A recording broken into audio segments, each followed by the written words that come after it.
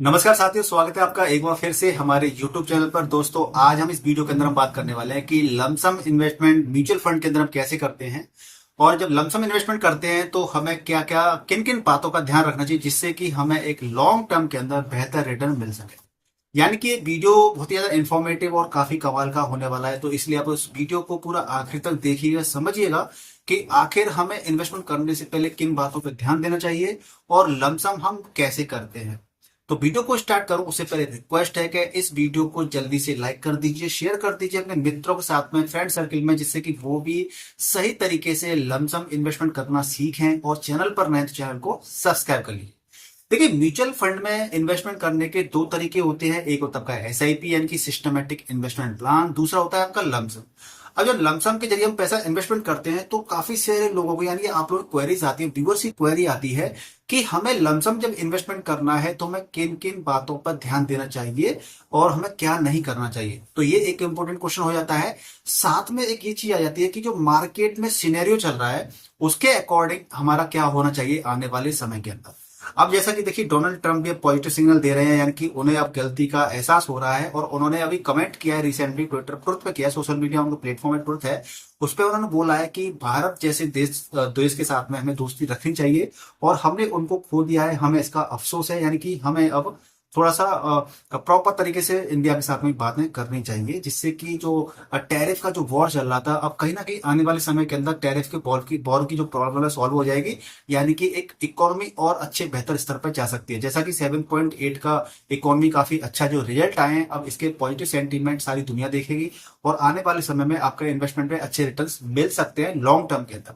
अब जब लमसम करते हैं तो हमें किन बातों पर ध्यान देना चाहिए और लमसम होता क्या है। देखिए, लमसम का मतलब ये होता है कि हमें एक साथ पैसा मार्केट में लगाना है। अब वो पैसा एक साथ लगाना है, तो 5,000 भी हो सकते हैं, 10,000 भी हो सकते हैं। सपोज दैट आप ऑफिस एम्प्लॉई हैं, आपके पास बोनस मिला आपके पास, या आपने किसी को पैसे दे रखे थे, वहां से उधार पैसे दिए थे, वो पैसे आ गए आपके पास 50,000, 1 लाख, 2 लाख, 3 लाख। आप चाहते हैं कि भैया इसको मैं लमसम कर दूं अगले 10-15 साल के लिए, तो इससे क्या होगा कि मुझको अच्छे रिटर्न मिल जाएंगे। तो क्या एक साथ 10 लाख लगाना, 5 लाख लगाना, 1 लाख लगाना सही है? देखिए, अगर मार्केट कंडीशन बिल्कुल विपरीत स्थितियों में, जैसे कोविड के दौरान की बात कर लेते हैं, या फिर रिसेशन जो कि 2008 में था, या फिर हम अभी फिलहाल रिसेंटली हम 1 साल पहले की भी बात करेंगे, तो मार्केट काफी ज्यादा करेक्शन के मोड में था, तो वहां पे आप एक साथ 1 लाख, 2 लाख, 5 लाख लगा सकते हैं, कोई इशू नहीं। लेकिन बात ये आती है कि जब आप पैसा लगाते हैं तो आपको ये चीज देखनी चाहिए कि किस टाइम पर मार्केट कैसा है। क्यों, जब मार्केट में करेक्शन आता है ना, अब एग्जैक्ट आप बोल रहे हैं कि भाई मार्केट में करेक्शन आएगा तो कितना आएगा, कोई नहीं बता सकता है। दुनिया का कोई एक्सपर्ट से एक्सपर्ट इंसान भी नहीं बता सकता है कि कितना करेक्शन आएगा, क्योंकि जब मार्केट गिर रहा होता है तो बॉटम कहाँ बनाएगा नहीं पता है किसी को। अगर मुझे बॉटम का पता हो, अगर मुझे ये पता हो कि मार्केट अभी इतना गिरा है या इतना ही गिरेगा और इसके बाद मार्केट क्या करे, रिवर्सल की तरफ जाएगा, तो अगर ऐसा मेरे को मालूम पड़ जाए ना, तो मैं अपनी सारी संपत्ति सब कुछ बेच के उस जगह पे लगा दूंगा, तो मुझे पता है यहाँ से नीचे जाएगा नहीं। बट ऐसा हम नहीं, प्रैक्टिकली हम चीजों को नहीं कर सकते, तो इसलिए हम क्या करते हैं कि जब लमसम पैसा होता है तो हम उनको थोड़ा थोड़ा मार्केट में पैसा लगाते हैं। सपोज हम एग्जांपल ले लेते हैं 1 लाख रुपए का।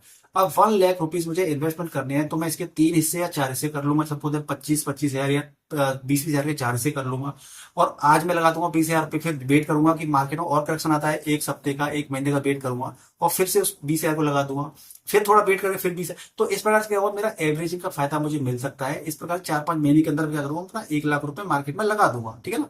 अब एक साथ आप लगा दोगे, इसका नुकसान ये होता है कि मान लीजिए आपने एक साथ आज ही लगा दिया 1 लाख रुपए, और कुछ दिन बाद मार्केट आपका और गिर गया, 5% का या 10% मार्केट गिर गया, करेक्शन आ गया।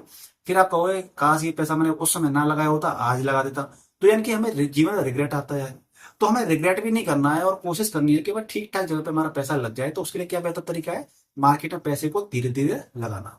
तो लमसम का पैसा हम ऐसे लगा सकते हैं। अब आपके पास भी कुछ पैसा होगा लगाने के लिए, तो आप भी क्या कर सकते हैं, आप हर महीने या 10 दिन बाद या 20 दिन बाद या 15 दिन के बाद में आप देख सकते हैं मार्केट की स्थिति क्या है, और थोड़ा थोड़ा मार्केट में पैसा डिप्लॉय कर दीजिए। अब दिक्कत ये आती है कि जब हम इन्वेस्टमेंट करते हैं तो बहुत सारे लोग तो मार्केट में से इसलिए आते हैं कि भैया 1-2 साल के अंदर हमारा पैसा दुगना हो जाएगा। तो जो लोग मार्केट में इसलिए आते हैं कि 1-2 साल के अंदर मार्केट दुगना हो जाएगा, पैसा दुगना हो जाएगा, तो भैया हाथ जोड़ के उसे विनती है कि पैसा मत इन्वेस्ट करो। आप एक तरह से सरासर जुआ खेल रहे हो। क्योंकि एक अगर पिछले 1 या 1.5 साल की बात कर लेते तो आपको ना के बराबर रिटर्न मिलेगा मुश्किल से। बहुत से लोगों का तो पोर्टफोलियो नेगेटिव चल रहा है, क्योंकि शॉर्ट टर्म के लिए, शॉर्ट टर्म में कुछ भी हो सकता है। अगर आपके पास कम से कम 5 साल का टाइम पीरियड है, तभी आप इक्विटी में पैसा इन्वेस्टमेंट कीजिएगा। अगर 3 साल का है तो आप लिक्विड फंड की तरफ जा सकते हैं। लेकिन इक्विटी में आना है तो कम से कम 5 साल के लिए पैसा इन्वेस्टमेंट करना है, वो भी लार्ज कैप के अंदर। और मिड कैप में जाना है तो आप 6 साल भी देख सकते हैं, 5 साल देख सकते हैं। लेकिन जो स्मॉल कैप होता है उसमें आपको कम से कम 7 साल का टाइम ड्यूरेशन होना चाहिए आपका इन्वेस्टमेंट करने का, तभी आपको बेनिफिट मिल सकते हैं। या फिर यूं कहें कि मार्केट अगर नेगेटिव सेंटीमेंट में चल रहा है, मार्केट करेक्शन के दौर में चल रहा है, तो वहां पर मार्केट को रिवर्सल करने के लिए भी टाइम चाहिए और पैसे को आपको ग्रोथ करने के लिए भी टाइम चाहिए। तो इस प्रकार से आपके पास सफिशिएंट टाइम पीरियड होना चाहिए, यानी 7 साल स्मॉल कैप में। मिड कैप की बात करें तो 4-5 साल भी कर सकते हैं, लार्ज कैप के अंदर 4-5 साल कर सकते हैं। और जो इंडेक्स फंड होते हैं वहां पर आप 3 साल भी आपके लिए सफिशियंट है। यानी कि इसमें जब म्यूचुअल फंड में पैसा इन्वेस्ट क्यों करते हैं, कि हमें कंपाउंडिंग का फायदा मिलता है, चक्रवृद्धि ब्याज फायदा मिलता है, चक्रवृद्धि मिलती है, साथ में हमारा इसमें अच्छे इंटरेस्ट मिल जाते हैं। लेकिन इसका अगर आपको प्रॉपर इंटरेस्ट लेना है, प्रॉपर फायदा जो लेना है इस चीज का, तो वो कम से कम 5 साल मान के चलिए। बहुत सारे लोग छोटे टाइम पीरियड ड्यूरेशन के अंदर आ जाते हैं और फिर नुकसान झेलते हैं, फिर कहते हैं कि भैया शेयर मार्केट म्यूचुअल फंड जुआ है। तो जुआ कब है? जब आप गलत तरीके से इन्वेस्टमेंट करते हैं, आप लंबे समय के लिए इन्वेस्टमेंट नहीं करते हो, तो आप लोगों ने जुआ है। लेकिन जो लोग सही तरीके से प्लानिंग के साथ में इन्वेस्टमेंट करते हैं, उनके लिए जुआ नहीं है, उनके लिए पैसे कमाने का एक शानदार तरीका है, इन्वेस्टिंग करने का एक शानदार तरीका है। तो इसको प्रॉपर तरीके से इन्वेस्ट कीजिए। अब मैंने जो आपको इसमें एक्सप्लेनेशन दिया है, तो उसके अंदर मैंने आपको कई सारी चीजें बता दी, जिसमें से आपको मैंने बताया कि हमारा टाइम ड्यूरेशन क्या रहना चाहिए। अगर टाइम ड्यूरेशन के हिसाब से ही आपको चूज करना चाहिए कि हमारा किस कैटेगरी के अंदर कितना पैसा लगाना है, mid cap, small cap, large cap, index fund. आप अपना रिस्क के अकॉर्डिंग पैसा लगा सकते हैं। जब भी हम इन्वेस्टमेंट करते हैं, हमें 3 फैक्टर देखते हैं कि हमारा गोल क्या है, हमें क्यों पैसा लगाना है। क्योंकि आपका अगर गोल है रिटायरमेंट प्लानिंग के लिए, आपका प्लान है, अगर मान लीजिए कई सारे गोल होते हैं हमारे बच्चों की स्टडी के लिए, रिटायरमेंट के लिए, या मुझे 2-3 साल के अंदर ही घर लेना है, या गाड़ी लेनी है, टू व्हीलर लेनी है, तो हर गोल के लिए आपका अलग कैटेगरी का म्यूचुअल फंड होता है। अब सपोज दैट अगर आप रिटायरमेंट की प्लानिंग कर रहे हैं, यानी कि आज आपकी 30 साल की उम्र है और 60 साल की उम्र में आप रिटायरमेंट की प्लानिंग कर रहे हैं, यानी कि आपका 30 साल है, 30 है ना करीब इन्वेस्टमेंट करने के लिए। तो 30 साल के लिए, 30 साल के लिए आप स्मॉल कैप को ले सकते हो, मिड कैप को ले सकते हो, ज्यादा पोर्शन आप इसमें रख सकते हो, जिससे क्या होगा, आपको कंपाउंडिंग का फायदा मिल जाएगा। ठीक है ना। अब आपको 3 साल के बाद में या 5 साल के बाद आपको 4 व्हीलर लेनी है, 2 व्हीलर लेनी है, तो इसके लिए क्या है, शॉर्ट ड्यूरेशन है, यानी कि आप यहाँ पर रिस्क ज्यादा नहीं ले सकते हो, तो आपको लार्ज कैप की तरफ जाना पड़ेगा, इंडेक्स फंड की तरफ जाना पड़ेगा। तो इसीलिए हमारे गोल के हिसाब से क्या रहता है, अलग अलग चीजें रहती है, अलग अलग कंपोनेंट है। तो हमारा क्या गोल हो गया, टाइम ड्यूरेशन हो गया। अगर आपको सिर्फ 3 साल 2 साल के लिए इन्वेस्टमेंट करना है, तो इक्विटी से दूर रहिए, आपके लिए लिक्विड फंड है। आपका फिर तीसरा क्या हो गया, आपका आपका हो गया, आपका देखिए गोल हो गया, टाइम ड्यूरेशन हो गया, और रिस्क हो गया। हर किसी का रिस्क एपेटाइट होता है। अब रिस्क एपेटाइट ऐसा मतलब ये नहीं है, मान लीजिए किसी कोई करोड़पति आदमी है, अच्छा पैसे वाला इंसान है, लेकिन आप कहेंगे अरे वो रिस्क तो लेता ही नहीं है। देखो भाई, हर किसी की अलग अलग मेंटेलिटी होती है, टेंडेंसी होती है, हर किसी की अलग अलग अप्रोच होती है। बहुत से लोग ऐसे होते हैं कि भैया मुझे तो रिस्क लेना है, मेरे पास 15 साल का टाइम पीरियड है, तो ज्यादा पैसा स्मॉल कैप में, मिड कैप में रख देते हैं। बहुत से लोग ऐसे भी होते हैं कि भैया मेरे को ना प्रॉफिट भले ही कम मिल जाए, लेकिन लॉस मेरे को बिल्कुल नहीं लेना है। तो आप अपने रिस्क, टाइम और गोल के अकॉर्डिंग अपने पैसे का इन्वेस्टमेंट करेंगे तो ज्यादा बेहतर रहेगा, आप उस पर अच्छे रिटर्न्स प्राप्त कर सकते हैं। तो ये तो आपको हो गया लमसम के लिए, कि लमसम के टाइम में आपको क्या क्या देखना है, इसलिए मैं आपको बता दी। साथ में क्या रहता है, मार्केट का वैल्यूएशन, जो कि मैंने आपको बताया कि मार्केट का वैल्यूएशन क्या है। मार्केट में जब आपको लमसम पैसा लगाना है, तो आपको ये देखना है कि मार्केट इस समय पे सस्ता है या महंगा है। अब इस चीज को कैसे देखें, सस्ता है या महंगा है।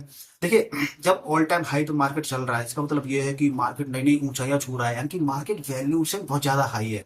क्योंकि उस समय पे लोग ज्यादा पैसा इन्वेस्टमेंट कर रहे हैं, और मार्केट में जब ज्यादा लोग इन्वेस्ट कर रहे थे, तो मार्केट उठता जा रहा है, यानी कि आपको वहां पर चीजें महंगी मिलेंगी। और जब मार्केट वैल्यूएशन कम होता है, यानी कि जब करेक्शन का दौर चल रहा है, शेयर मार्केट टूट रहा है, आए दिन रोजाना नेगेटिव न्यूज आ रही है, मार्केट नीचे जा रहा है, यानी कि आपको चीजें सस्ती मिल रही है। लेकिन सस्ती जब चीजें होती है ना, तो आपको अच्छी चीज में इन्वेस्टमेंट करना है। सस्ता होता है तो हमको क्या कहते हैं, मार्केट में बहुत सस्ता है, मार्केट 10 रुपए, मतलब बहुत से लोग क्या करते हैं, स्टॉक में इन्वेस्टमेंट करते हैं, स्टॉक में, तो कहते हैं 10 रुपए का स्टॉक है, तो हम पैसा तुरंत उसके अंदर लगा देते हैं। अरे 10 रुपए का वो स्टॉक तो है, पर उस कंपनी की औकात कितनी है, उसके अंदर सर्वाइव करने की टेंडेंसी, सर्वाइव करने की क्षमता है कि नहीं है, हमें ये भी देखना पड़ता है। ऐसा नहीं है कि 10 रुपए का स्टॉक है इसलिए हमने पैसा लगा दिया। 10 रुपए का तो डूब भी तो सकता है। बहुत से लोग पैनी स्टॉक में पैसा लगा देते हैं सोच के कि हम करोड़पति बन जाएंगे 1 साल के अंदर। तो हमें अच्छे प्रोडक्ट के अंदर, अच्छे कंपनी के अंदर, या फिर अच्छे म्यूचुअल फंड के अंदर पैसा लगाना है, गिरती हुई मार्केट के अंदर। यानी सस्ता मार्केट होता है, वहाँ पे हमें म्यूचुअल फंड की बात करते हैं, वहाँ पे एनएवी यानी नेट असेट वैल्यू सस्ती मिल जाती है, वहाँ पे हमें यूनिट्स ज्यादा मिल जाती है। तो हमें इन चीजों पर ध्यान देना चाहिए, है ना। तो ये मार्केट वैल्यू की बात हो गई। रिस्क एपेटाइट की हमने बात कर ली कि रिस्क एपेटाइट हमारा कितना है, तो उस हिसाब से टाइम इंटरवल की बात कर ली हमने, गोल की बात कर ली कि हमारे जो अलग अलग गोल होते हैं उसके हिसाब से हमें, अलग अलग गोल के हिसाब से हमें पैसा इन्वेस्टमेंट करना चाहिए। अगला क्या है, इमरजेंसी फंड। देखिए, बहुत से लोग क्या करते हैं कि अपनी एसआईपी को या लमसम अमाउंट को लॉन्ग टर्म पर इन्वेस्टेड नहीं रख पाते हैं, क्योंकि उनको जैसी जरूरत पड़ती है पैसे की, वो पैसे को निकाल लेते हैं। क्यों? क्योंकि हमारी जो जॉब होती है या हम जो पैसा अर्न कर रहे होते हैं वो हमेशा हमारी जॉब तो रहे ही नहीं, हमारी कभी दिक्कत भी आ जाती है, इमरजेंसी बन जाती है ना, और जो भी नौकरी निकल जाती है, हमारा बिजनेस चल पाता है, तो हमारे पास इमरजेंसी फंड होना चाहिए। अब इमरजेंसी फंड कितना होना चाहिए?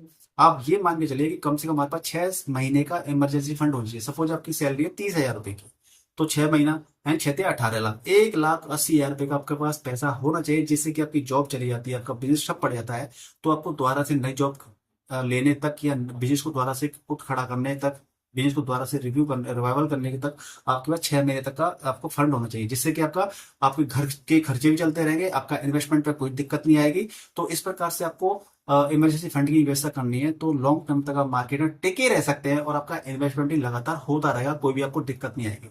नहीं तो एमफी की रिपोर्ट क्या कहती है कि लोग 5 साल तक ही अपनी एसआईपी चला पाते हैं, उसके बाद एसआईपी उनकी बंद हो जाती है। तो ऐसे जब बंद हो जाती है ना 5 साल तक की, तो आपका पैसा नहीं बन पाएगा। आपको जो रियल गेम होता है ना म्यूचुअल फंड का, वो आपका 10-15 साल के बाद शुरू होता है, यानी कि आपको लगातार लंबे समय तक इन्वेस्टमेंट करना है, चाहे वो लमसम हो चाहे वो एसआईपी हो, तभी आप ज्यादा प्रॉफिट बना सकते हैं।